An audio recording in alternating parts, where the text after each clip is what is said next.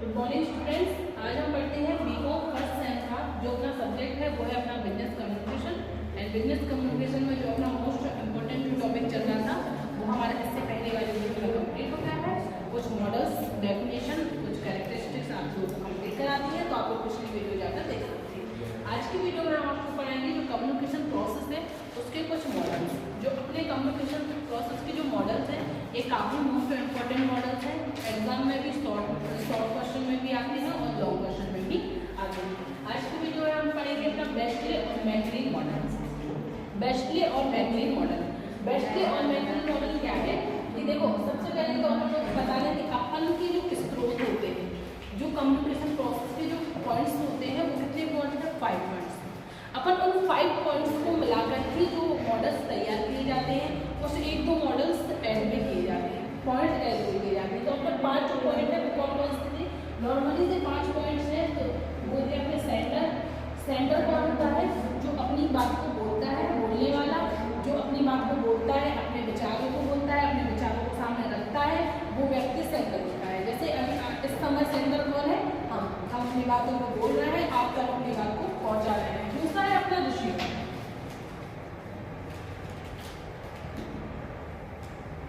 तीसरा है अपना मैसेज। चौथा है अपना चैनल। पांचवा है अपना फीडबैक।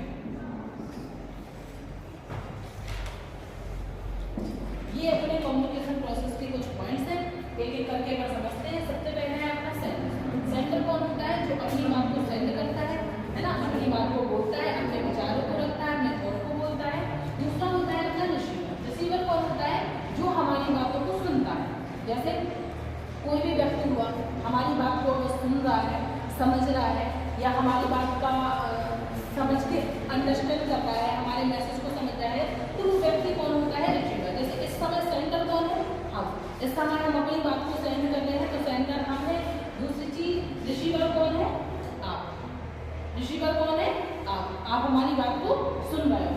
फिर मैसेज क्या हो सकता है? जैसे इस समय अपना टॉपिक अगर हम आपको कम्युनिकेशन का टॉपिक पढ़ा रहे हैं तो ये भी एक मैसेज हो सकता है। सीधी सी बात है कि जो भी हम बात करते हैं, जो बात हम करते हैं वही बात हमारी क्या होती है?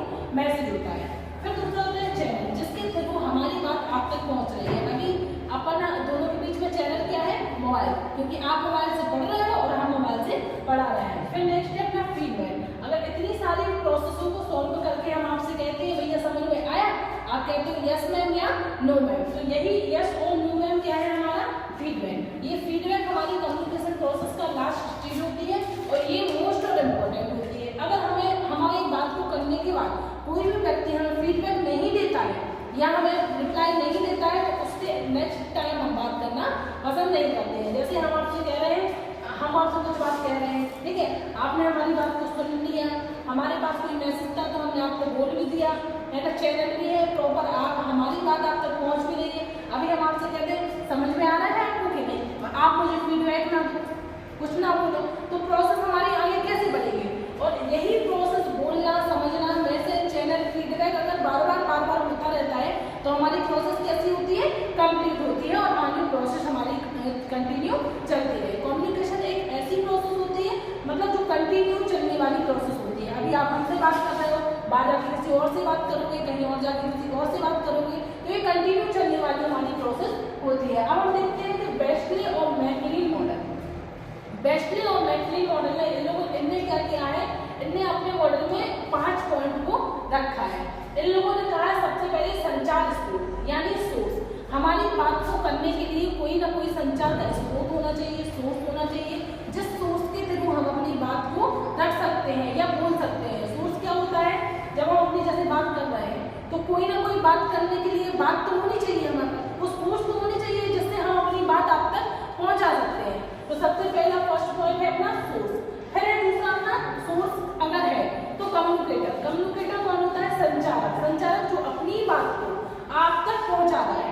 तो सोर्स के बाद है कम्युनिकेटर, बोलने वाला कोई व्यक्ति होना चाहिए जिसके पास बोलने वाली कोई बात हो, तभी तो वो आगे बढ़ पाएगा। फिर इसके बाद है सलाहकार, एडवाइजर। एडवाइजर कौन होता है? जो सलाह देता है कि भाई इस तरीके की बात करनी है या ये करना है, मतलब दोनों के बीच में सलाहकार, मतलब एक सलाह होना चाहिए, एडवाइस देने वाला होना चाहिए जो अपनी बात को एडवाइस देता है। फिर है ऑडियंस। ऑडियंस कौन होता है? जो भी बात, जो एक ऐसा व्यक्ति होता है ऑडियंस जो हमारी बात को सुनकर समझकर उसमें छोटी छोटी से पॉइंट ऑफ व्यू को नोट करके हमें बताता है, तो ऑडियंस होना चाहिए। अब हम देखते हैं कि देखो जो कम्युनिकेटर होता है ये अपनी बात को बोल रहा है, ऑडियंस बात को सुन रहा है। अब कम्युनिकेटर अपनी बात को बोलेगा, ऑडियंस सुनेगा, इन दोनों के बीच की जो भी प्रोसेस होगी वो कौन सी प्रोसेस होगी? अपनी फीडबैक। ये अपनी बात को बोलेगा, ऑडियंस सुनेगा, सुनने के बाद रिप्लाई देगा, फिर ये अपनी बात को बोलेगा, फिर ये सुनेगा, फिर रिप्लाई देगा। तो इन दोनों के जो बीच की प्रोसेस है वो प्रोसेस क्या कहलाएगी? अपनी फीडबैक। फीडबैक यानी क्या होता है? प्रतिपुष्टि। फिर दूसरी चीज होती है सोर्स और एडवाइजर।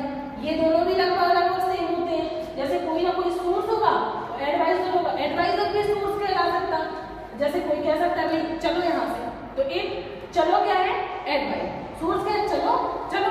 तो एडवाइस और सोर्स भी क्या होता है? आपस में सेम होते हैं। तो सीधी सी बात है कि सोर्स कम्युनिकेटर स्रोत होना चाहिए, संचारक होना चाहिए, सलाहकार और प्राप्त करना। इन लोगों ने बताया कि अगर ये 5 पॉइंट्स है, बेस्टली ने बताया कि अगर ये 5 पॉइंट्स हैं तो हमारी प्रोसेस कैसे होगी? कंप्लीट होगी। आप लोग ये नोट कर लो, उसके बाद हम आपको नेक्स्ट